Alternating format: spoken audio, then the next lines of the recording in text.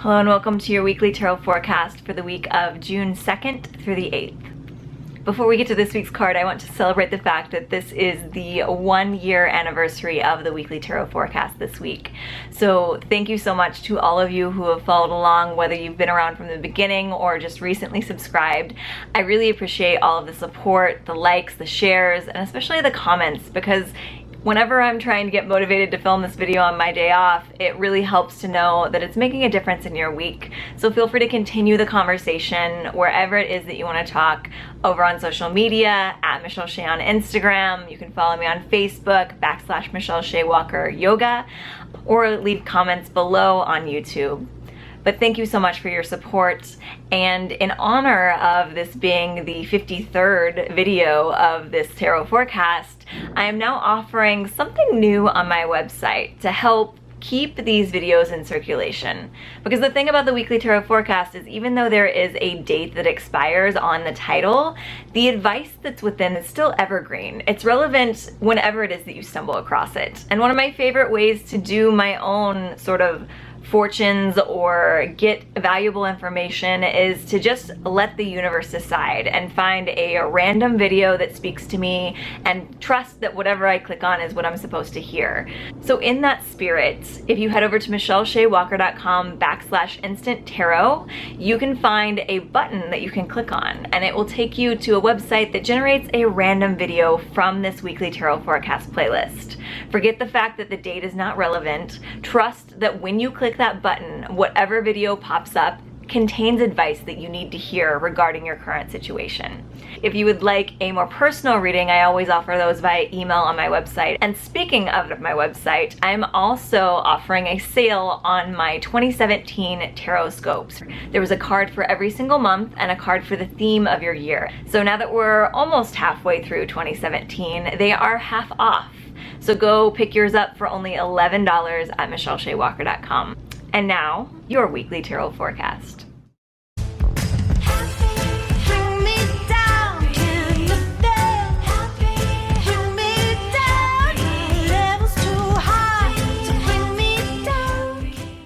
The card that we pulled this week from the Starchild Tarot is the Five of Swords. So the Five of Swords is a card of discontent, but really more from the inside out than the outside in. You might find this week that you're sort of in conflict with others in your life, but a lot of the conflict stems from your own rigidness and your point of view. You have the right to your opinion and to your emotions, but so does everyone else around you. So this card is a calling out for letting go of your ego, letting go of your need to be seen as right in any given situation, and softening your view of whatever circumstance you find yourself in with a view of love and compassion. So I rarely read from the book of the deck whenever I give these readings, but this one struck me as super valuable. So I did want to read a little excerpt of what the Starchild Tarot booklet says about this card. It is important to step back and take a look at the big picture. Put everything into perspective and realize where your true priorities and truths lie. Are your opinions and views more important than your relationships? How are you affecting other people? Is your ambition coming from a place of love or a place of fear? So as you look at these situations, as you look at these conflicts or these things that are causing you stress this week, take a moment to look at the bigger picture, the grander scheme of things, because sometimes the tiny little hurts that we get so hung up on are not ultimately important in the grand scheme of life. And you have a right to feel hurt, you have a right to feel your emotions and honor those. But you also, for the sake of the relationship, might have to soften your rigid viewpoints and to really have gratitude for the bigger things within this circumstance that are still going really well and still huge blessings within your life. So if you find yourself in conflict with a person that you're close to, step away from the conflict within your mind and look at the value that the person has within your world. And the more that you tap into that energy, the more that you can release those needs that you thought were so important.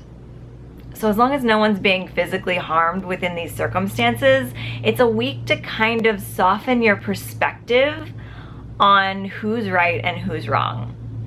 You don't ever have to agree, but you have to have enough compassion and enough love within your heart for this person that it doesn't matter that you don't agree.